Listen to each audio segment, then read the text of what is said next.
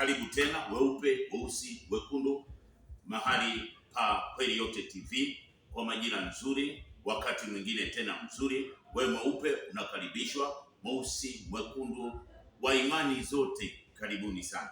Kwa hiyo tuanze kwanza kumshukuru yeye kwa muda huu, kwa ajili ya kukutana tena kwa mara nyingine, kuongelea au kueleweshwa na kufundishwa na yeye aliyeumba kwa ajili ya siku ya mwisho iliyoanza na inayoendelea kufanya kazi juu ya nchi. Kwa hiyo tumshukuru Baba mwema mzuri, wewe ndiye unayetufundisha.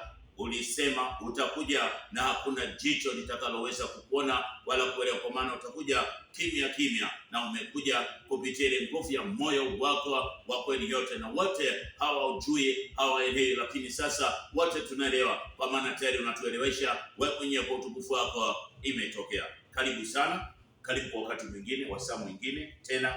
Wewe pata nafasi ya kuwa katika kusikia, kufundishwa, na unauliza na wewe unasoma, kwa sababu ni habari za kweli. Alisema atakuja kama mwizi, na tayari amekwisha kuingia, na hakuna jicho lililokuwa linamuona, kwa sababu tulikuwa hatuna jicho. Sasa tuna jicho, tunaliona. Tulikuwa hatujui maana ya wingu, mbingu na mawingu, lakini sasa tunaelewa. Kwa hiyo karibu sana wewe rafiki uliyeumbwa na yeye kwa uzuri. Leo ujue, tujifunze yale mazuri. Leo tunaongelea nguvu inayosimama. Kanisa tayari limenyakuliwa. Alisema kufumba na kufumbua, tutaona kanisa likinyakuliwa. Sasa tutaelewa kwamba limenyakuliwa kwa staili gani. Kanisa tayari limenyakuliwa kama vile alivyotamka kwenye maandishi mengi yakisema kwamba, ukisoma kwenye Wathesalonike wa kwanza 4:13 mpaka 18, kwamba kufumba na kufumbua wakati wa parapanda kanisa litanyakuliwa. Sasa kunyakuliwa kanisa ni maana gani? Kwanza kabisa, kanisa ni nini? Na huo unyakuo ni nini? Kwa kanisa kwa mara ya kwanza tuliliona likitajwa mahali pa Mathayo 16 ule mstari wa 18, wakati wanafunzi na kweli kwa levo ya Yesu akiwauliza kupitia ile mstari wa 13 mpaka 19, anauliza kwamba je, mimi huko nje wananiita nani? Hawa mitume wake wakasema, wengine wanaita Yohana, wengine Elia, wengine nabii yule, wengine waliita. Akawauliza, je, nyinyi mnaniita nani? Akasema, wewe ambaye sasa ni Petro. Akaonyeshwa, akafundishwa na yeye Baba kupitia ule moyo wake wa kufundisha. Akamwambia, wewe ni Kristo mwana wa Mungu aliye hai. Akasema, damu na nyama havikukuonyesha hili, bali Baba yangu aliye mahali pake amekuonyesha. Sio rahisi kujua maana ya kanisa. Kwa hiyo kanisa ndio tunaona kwa mara ya kwanza likitajwa hapo, lakini tunaona kwenye mfumo mkubwa ambao uliendelea kuonekana. Kanisa lilionekana kama vile ndio liko kwenye mfumo halisi wa Petro. Kwa hiyo tunaona kanisa lilikuwa limejengwa kwa ajili ya msingi wa Petro, kutokana na Yohana ile 21 ule mstari wa 15. Nasoma, basi walipokwisha kula, Yesu akawaambia Simoni Petro, je, Simoni, wewe wayona? Wewe wanipenda kuliko hawa? Akamwambia, naam Bwana, wewe wajua kuwa nakupenda. Akamwambia, lisha wana kondoo zangu. Akamwambia tena mara ya pili, Simoni Bayona, wanipenda? Akamwambia, ndiyo Baba, najua kuwa nakupenda, ambaye ni mwana, ile herufi ndogo. Na mara ya tatu akasema, lisha wana kondoo zangu. Ina maana aliyekuwa akapewa zamana ya kanisa alikuwa ni Petro, yaani kwa ile uelewa ya kwamba tujengwe kwenye msingi wa kuelewa kwamba kanisa ni nini. Kanisa ni mimi na wewe, yaani ni ule moyo unaoielewa ile kweli yote, kuanzia mfumo wenyewe wa ibada na mpaka utimilifu wa ile siku, kwa ajili ya yale ambayo alikuja kutuonyesha. Lakini sasa kwa mara nyingine kwenye nguvu ya mafundisho haya tuliyaona kwamba kwa uhalisia wengi hatukujua kama kanisa ndio moyo au ni wote walio kwenye mfumo wa kuelewa kupitia ile nguvu ya madhabahu ya Kristo kama nguvu ya kanisa. Kwa hiyo hapa tunaona kanisa, wengi wakawa wanajenga kanisa, lakini mfumo halisi wa kanisa umejengwa kwenye mitume 12.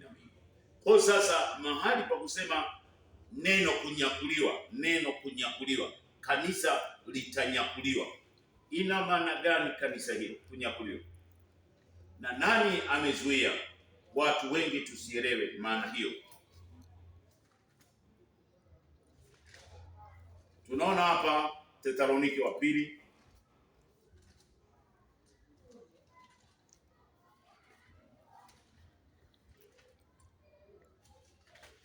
Thesalonike wa kwanza ile 4 ule mstari wa 13. Lakini ndugu zangu, hatutaki msijue habari zao waliolala mauti, msije mkahuzunika kama wengine wasio na matumaini. Maana ikiwa tuamini ya kwamba Yesu alikufa akafufuka, vivyo hivyo na hao waliolala katika Yesu Mungu atawaleta pamoja naye. Kwa kuwa tuwaambia haya kwa neno la Bwana, kwamba sisi tulio hai tutakaosalia hata wakati wa kuja kwake yeye Bwana, ambaye sasa atakuja kama mwizi, ambaye sasa ndio ameshakuja, hakika hatutawatangulia wao waliokwisha kulala mauti, kwa sababu Bwana mwenyewe atashuka kutoka mbinguni pamoja na mwaliko na sauti na malaika mkuu na parapanda ya Muumba ambayo ni ya kweli yote, nao waliokufa katika Kristo watafufuliwa kwanza. Kisha sisi tulio hai tuliosalia tutanyakuliwa pamoja naye katika mawingu ili tumlaki Bwana hewani, na hivyo tutakuwa pamoja na Bwana umilele. Sasa ili neno kunyakuliwa kwa walisia ilikuwa ni kwa ajili ya kuondoka, ndio neno kunyakuliwa. Kwa lakini kwa utendaji huu unaonekana hapa wa yeye mwenyewe kwamba hakuwa na maana hiyo, yeye ambaye ni kweli kwa levo ya Yesu. Kwa hiyo tunaona kwamba nini sasa, tuone na tuelewe kwamba namna yeye atakavyokuja, halafu atatufanyaje, atakujaje, kwa sababu Ufunuo 16 ule mstari wa 15, tazama naja kama mwizi, heri ya Keshai. Angalia tu hapo, anakwambia tazama anakuja. Halafu tutaona hapa kwenye Luka 21 ule mstari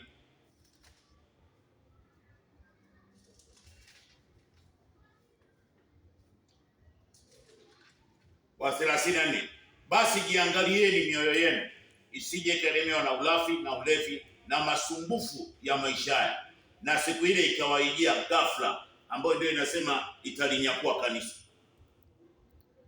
Siku ile ikawaijia ghafla kama mtego unasavyo, kwa kuwa ndivyo itakavyowaingilia watu wote. Hapa nasema ndivyo itakavyokuja,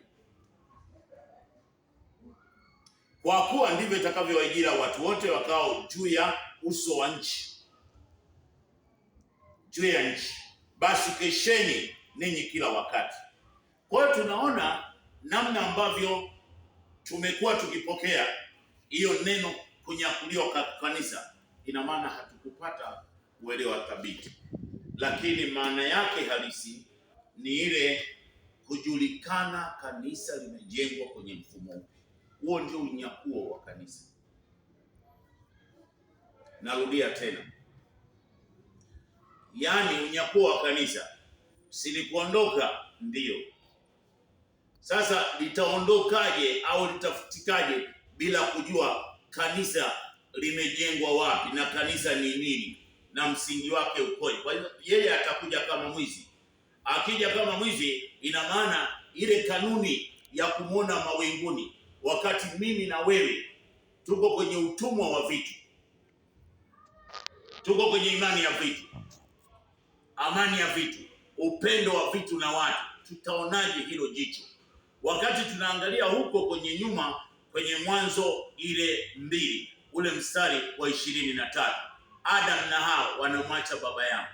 Walipomwacha baba yao, walinyang'anywa ile mfumo wa kweli ndani yao. Ina maana ile majira ya moja ndani yao, kujua, yani lile jicho la kuona, sikio la kusikia, na ile akili ya kupambanua kwamba ni nini kilichokuwa kinaongelewa, tukawa tumenyang'anywa. Ndio maana tukawa kwenye nguvu ya 930 ile Mwanzo 5:5. Ndio maana akasema sasa, ili akuonyeshe, akatupeleka mpaka Yeremia 29 ule 10 mpaka ile mstari wa 14, na Danieli 2 ile mstari wa 2, hata Nyakati wa pili ile 36 ule mstari wa 20 mpaka 21, hata mahali pa Yeremia 27 ile 5 mpaka 9, hata mahali ambapo panaitwa kwenye nguvu ya Yeremia 25:12, kwamba hapo anaongelea miaka 70. Sasa miaka 70 ina maana ni kuunganisha miaka 930 na miaka ile 70, unapata miaka 1000. Ina maana anaunganishwa Adam kuwa mmoja, ili jicho alejeshwe la kuona maana ya mawinguni. Ndio maana ile kuona mawinguni ndio kesi kubwa juu ya nchi, na ndio maana anatufundisha sasa kwa utaratibu, angalau tuelewe, tujue kwamba alikuwa na maana hii. Tunaona hapa kwenye Ufunuo 1 ule mstari wa 7, tazama yuaja na mawingu, na kila jicho litamwona, na hao waliomchoma na kabila zote za watu wataomboleza kwa ajili yake. Kiangalia kwenye Ufunuo 14 ule mstari wa 14, kisha nikaona na tazama wingu jeupe, na juu ya wingu hilo ameketi mmoja mfano wa mwanadamu, mwenye taji ya dhahabu juu yake. Ukisoma kwa maelezo hapa utajua tu kabisa kwamba ni kitu ambacho, kwa sababu hatukuwa tunaelewa wingu ni nini, mawinguni ni nini, nguvu inayoitwa kwa ajili ya mbinguni. Kwa hiyo baada sasa ya kufundishwa na yeye baba, kujua kwamba wingu jeupe ni habari za kweli ambazo ndizo unazopokea hapa. Mawinguni ni yule anayepeleka ile habari, yani yale maelezo sasa ya ule ujumbe unaoelekea kwenye nguvu ya uumbaji, wewe unakufikia hapa. Nguvu ya mbingu ni level ya ufahamu, yani level ile ya understanding. Kwa level yoyote ya elimu inaitwa mbingu. Nguvu ya mbinguni ni mahali pa juu pa ufahamu. Ina maana kuna mahali pa ufahamu pa juu pa shetani na mahali pa juu pa ufahamu pa yeye. Sasa mahali pa juu pa ufahamu pa yeye panaitwa mahali pake, ile Mika 1:2 na ile Isaya 26 ule 21. Kwa hiyo tunaona mauti na kuzimu na yeye haikueleweka, kwa sababu mauti na kuzimu tulikuwa tunajua kwamba ni watu kufa, alafu hapo na kwenda kwenye nguvu ya utendaji. Kama vile sasa unaona hapa, watakaoanza kufufuliwa kwanza hawatakuwa ni hawa waliokufa, ambao wataanza kufufuliwa, sio sisi tulio hai, bali waliokufa ndio watafufuliwa. Ile sasa ni injili ya Paulo. Kwa hiyo wakati sasa, kwa sababu tayari na yeye hapo mbele utamwelewa leo Paulo alitumwa na nani juu ya nchi, ili tupate kuelewa na tuvuke hapo kwa ajili ya kufahamu. Ina maana tunaona sasa mauti na kuzimu, ina maana ni uongo juu ya nchi. Kwa hiyo yale mafundisho yote, kwa sababu yalikuwa kwenye nguvu ya unabii, yaligeuka kuwa silaha kwa kila mmoja juu ya nchi, ndio yaliyotengeneza mauti ndani. Kwa hiyo hata wakati sasa nasema kufumba na kufumbua, wakati wa parapanda itapigwa, wale wafu wataenda kufufuliwa, hakuwa na maana hiyo. Maana yake tutafufuliwa sisi, ambao sisi ndio tunatembea tukiwa tumekufa. Hapa tasoma halafu utaelewa. alikuwa na maana hiyo, kwamba waliokufa sio wale wa makaburini.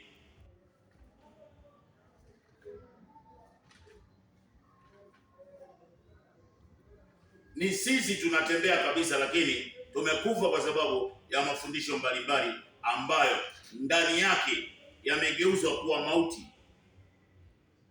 Ezekieli 37, nasoma hapa mstari wa kwanza, alafu tutakwenda mstari wa 10, lakini wewe utasoma mistari yote. Mkono wa yeye aliyeumba, ambaye ni kweli yote, ulikuwa juu yangu, naye akanichukua nje katika roho ya huyo kweli, akaniweka chini katikati ya bonde, nalo limejaa mifupa, akanipitisha karibu nayo pande zote, na tazama, palikuwa na mifupa mingi katika ule uwanda, nayo tazama, ilikuwa mikavu sana. Akaniambia, mwanadamu, je, mifupa hii yaweza kuishi? Nami nikajibu, Baba, wajua wewe. Akaniambia, basi tamka juu ya hii mifupa. Kwenye mstari wa 10 sasa tunaona, basi nikatabiria kama alivyoniamuru, pumzi ikawaingia, wakaishi, wakasimama kwa miguu yao, jeshi kubwa. Kisha akaniambia, mwanadamu, mifupa hii ni nyumba ya watu wangu. Tazama, wao husema sisi ni mifupa mikavu, imekauka, matumaini yetu yametupotea, tumekatiliwa mbali kabisa. Basi tabidi waambie yeye aliyeumba, ambaye ni kweli yote, asema hivi, tazama, nitafunua makaburi yenu na kuwapandisha kutoka katika makaburi yenu, enyi watu wangu, nami nitawaingizeni katika nchi ambayo niliwaidia, nanyi mtajua kuwa mimi ndimi kweli yote, nitakapofunua makaburi yenu na kuwatoa ninyi katika makaburi yenu, enyi watu wangu. Hapa alikuwa na maana ni sisi, lakini kwa sababu ya yale maandiko na ule mfumo uliokuwepo, kwa sababu Babeli ndio alikuwa anatawala, kwa hiyo hii injili yote iko kwenye mfumo wa miaka 70 kabla ya majira ya siku ya mwisho. Kwa hiyo hata Yesu wakati anakuja kutuhubiria, na yeye alikuja tu kutuonyesha ile siku ya mwisho na ibada zilivyo. Ndio maana sasa yeye kama yeye ndio anasema kwenye nguvu ya Yohana ile 11, uone maana yake, maana ya kufufuka katika ule ufufuo wa siku ya mwisho.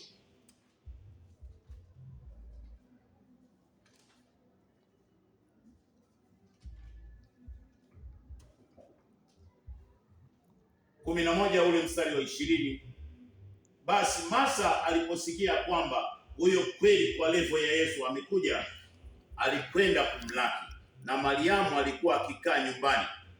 Basi Martha akamwambia, kama ungalikuwepo hapa, ndugu yangu hangalikufa. Lakini hata sasa najua ya kuwa yoyote atakayomuomba yeye kweli yote atakupa. Kweli kwa levo ya Yesu akamwambia, ndugu yako hatakufa. Martha akamwambia, najua ya kuwa atafufuka katika ufufuo wa siku ya mwisho. 25, huyo kweli kwa levo ya Yesu akamwambia, mimi ndimi huo ufufuo na uzima. Yeye aniaminie mimi, hajakufa anaishi, naye kila aishie na kuniamini hata kufa kabisa. Alikuwa na maana ni ile kweli. Kweli ndio inaacha uhuru watu, kweli ndio inaondoa yule mauti. Kwa hiyo mauti na kuzimu ni uongo. Kwa hiyo sasa ina maana aliyekuwa anaonekana kutufufua sasa ni kweli, kwa ajili ya sisi kuielewa ile kweli, kuifahamu ile kweli na kuishi ile kweli. Ina maana makaburi tuliyokuwa tumewekewa ndani yanaondoka, sio wale waliolala huko.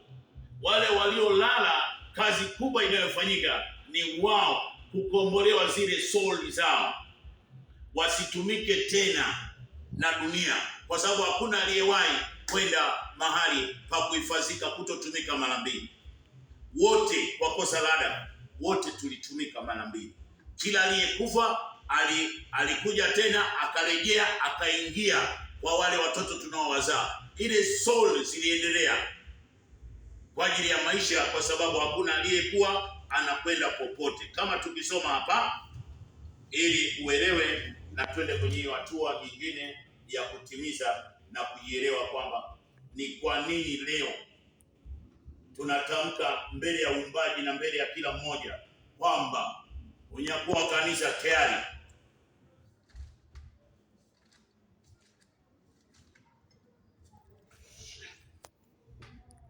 Ufunuo 6 ule mstari wa 9.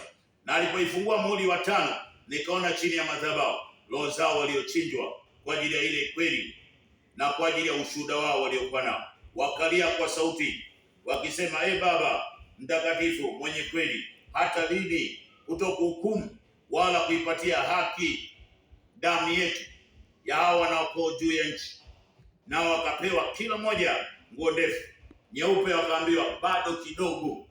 Kwa hiyo hakuna aliyekuwa, hata ukisoma kwenye Samueli wa kwanza 28 ule mstari wa 3 mpaka mwisho, na ukaenda kusoma kwenye Luka ile 16 ule mstari wa 19 mpaka mahali pa mwisho, utamwona Ibrahim naye akifa, hakuna aliyeenda huko kuhifadhiwa, wote tuliendelea kutumika. Sasa ina maana neno kunyakuliwa ina maana halikueleweka kabisa. Kwa kunyakuliwa kwa kanisa ni ile kujua sasa kwamba huyo mwenye kanisa alitumwa nini, ambao kanisa lilikuwa linajengwa kwa mfumo huo tuliokuwa nao tunaufahamu. Tunaona hapa kwenye Efeso 4, Efeso 2 kwanza 20, mmejengwa juu ya msingi wa mitume na manabii, naye Kristo mwenyewe ndiye jiwe kuu la pembeni. Kwa hiyo ile kweli ikawekwa nje pembeni, haikufundishwa kwa ajili ya hiyo nguvu ya sisi tuelewe. Tunaona kwenye Efeso ile 4 ule mstari wa 11, naye alitoa wengine,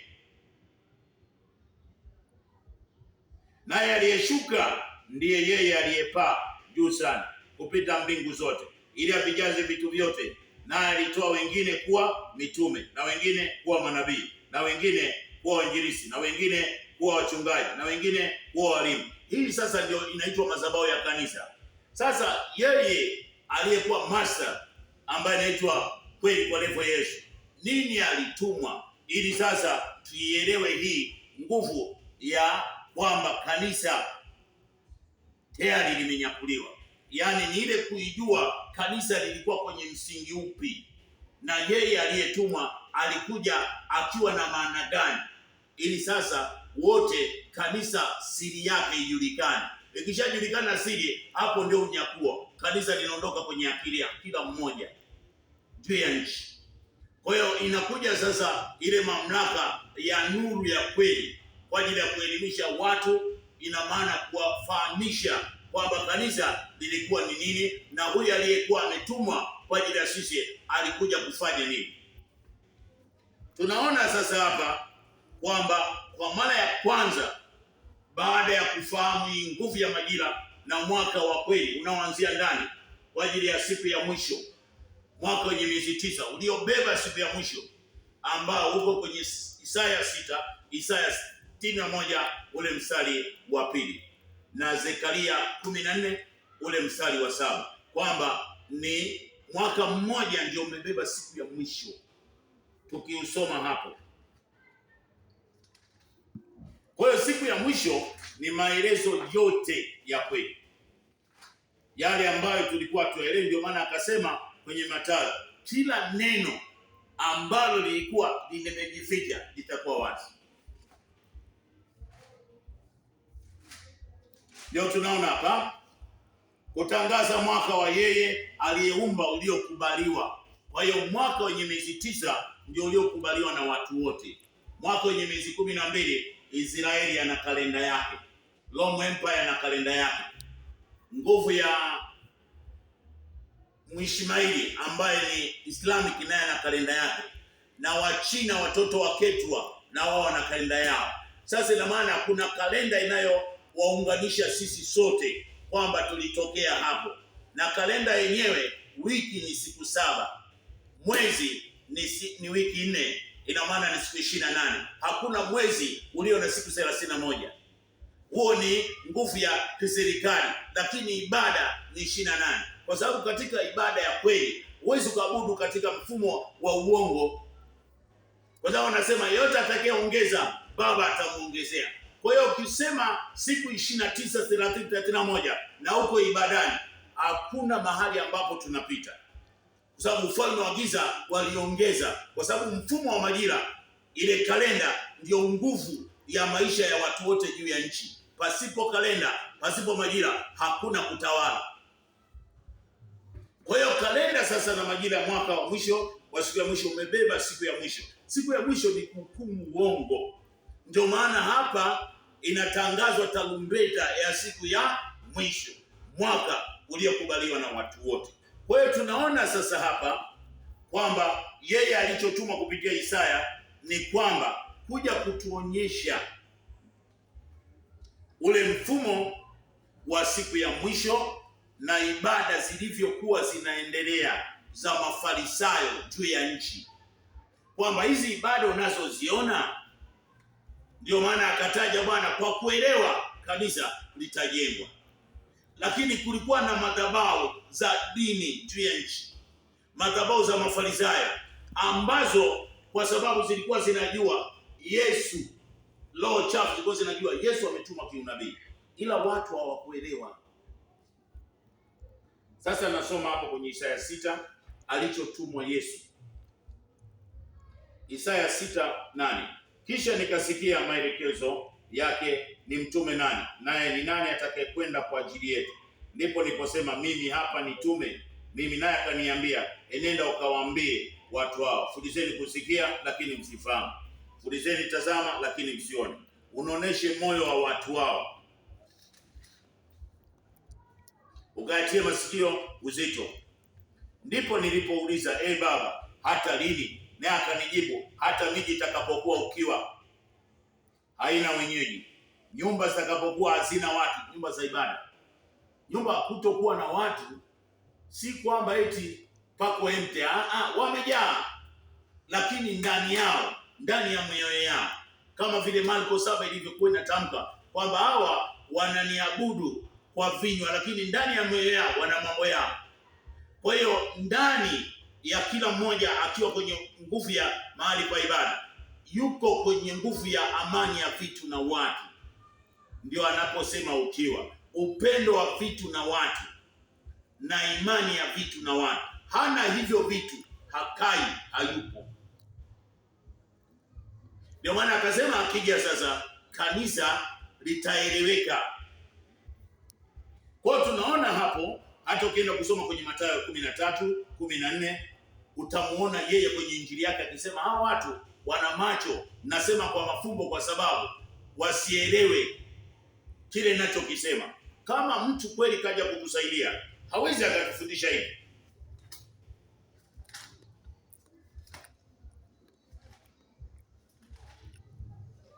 Hawezi akatufundisha hivi.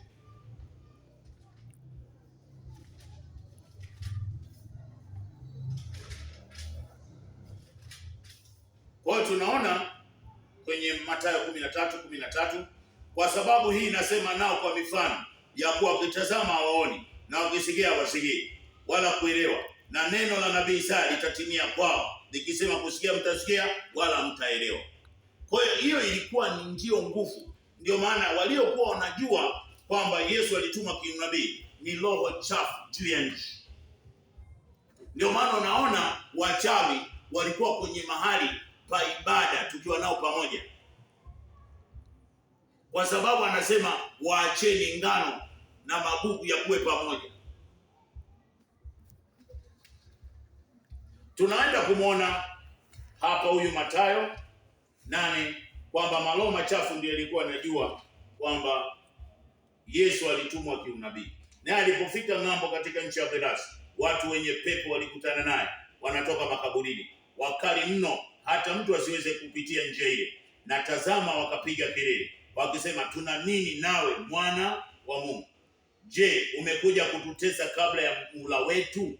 Kwa hiyo kulikuwa kuna agreement baada ya anguko la Adam na Hawa. Ina maana uumbaji wote ulimilikiwa na Babeli aliyekuwa amepewa ile miaka 70 kwenda kututumikisha kwa ibada zake, kwa kila kitu ambacho alikuwa anataka. Ikifika majira hiyo, Yeremia sasa 25:12, ikifika Babeli atahukumiwa. Ikifika majira ya siku ya mwisho, kalenda yenye majira ya utimilifu, yenye mwaka wenye miezi 9 iliyobeba ndani siku ya mwisho ya kutufundisha kweli yote, hapo ndipo Babeli atahukumiwa na taifa lile ambalo limebeba kabila 12 kama alivyosema kwenye Mathayo ile 22 ile 29 na Luka 22 ile mstari wa 29. Anasema kwamba atahukumu kabila 12. Tunamwona sasa hata wakati tunakwenda kwa Petro, kwa Paulo, tunaona hiyo injili ikiwa. Kwa hiyo sasa kanisa ili kufahamika, tumemwona Yesu akiwa anatumwa kama unabii. Tunaona kanisa sasa limejengwa kwenye mfumo wa mitume 12. Na kama mitume hawakuamini na yeye kwa sababu alikuwa kiunabii, ina maana kanisa halipo. Hiyo ndio maana ya unyakuo. Tunaona hapa kwenye Mathayo hivi, ile Mathayo 16 kwa kutamka, alafu twende mahali ambapo wanakataa. Yeye ndio anatuonyesha. Mathayo 16:17. Huyo kweli kwa levo Yesu akamwambia heri wewe Simoni Bayona, kwa kuwa mwili na damu havikukuonyesha hili, bali Baba yangu ndiye aliyekuonyesha hili. Nami nakwambia wewe ndiye Petro, unajua mwamba, utalijenga kanisa langu, na milango ya kuzimu haitalishinda. Ina maana milango ya kuzimu na mauti ni uongo, yaani roho za udanganyifu ndani ya mahali pake hazitatakiwa kukaa. Ndio ilikuwa mfumo wa kanisa. Sasa tunaona hapa kanisa sasa likiwa limejengwa kwenye mitume 12. Tunaona Mathayo 26:20 ile 69, Petro anamkataa. Mfumo huo unatoweka.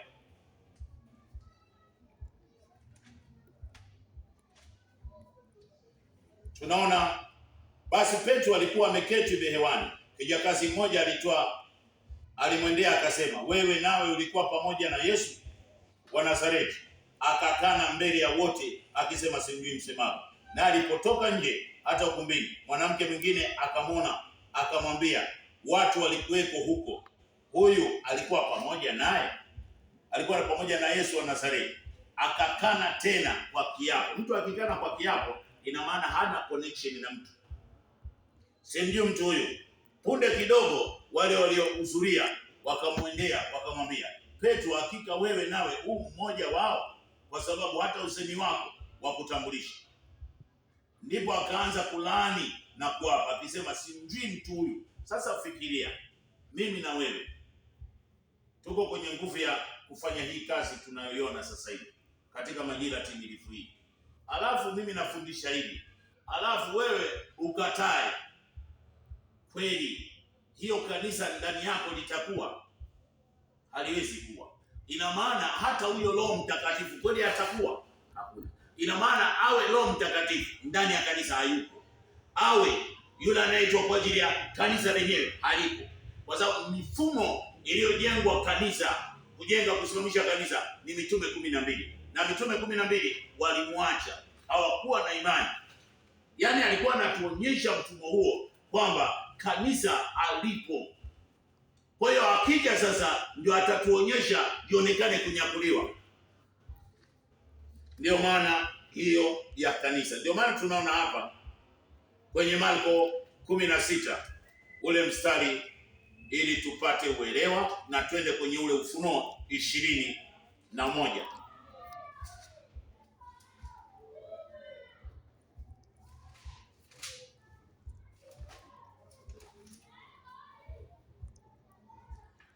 Marko 16:14. Baadaye akaonekana na wale 11 walipokuwa wakila, akawakemea kwa kutokuamini kwao na ugumu wa mioyo yao, kwa kuwa hawakusadiki wala walipofufuka, wale waliomuona walipofufuka. Kwa hiyo tunaona msingi wa kanisa juu ya nchi ulijengwa kwa mitume 12, lakini maana halisi ya mitume ni kutokuamini.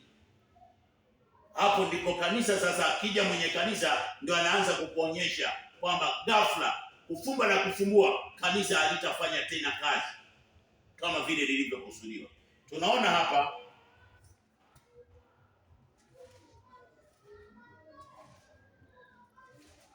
kwenye Ufunuo ule mstari wa 21, Ufunuo 21:10. Alafu tuingie hapo kwenye stage ya kumalizia kabisa. Akaniambia, akanichukua katika roho mpaka mlima mkubwa mrefu, akanionyesha ule mji mtakatifu Yerusalemu ukishuka kutoka mbinguni, wenye utukufu wa kweli yote, na mwangaza wake ulikuwa mfano wa kichwa chenye samani nyingi, kama kichwa cha asili safi kama bilauri.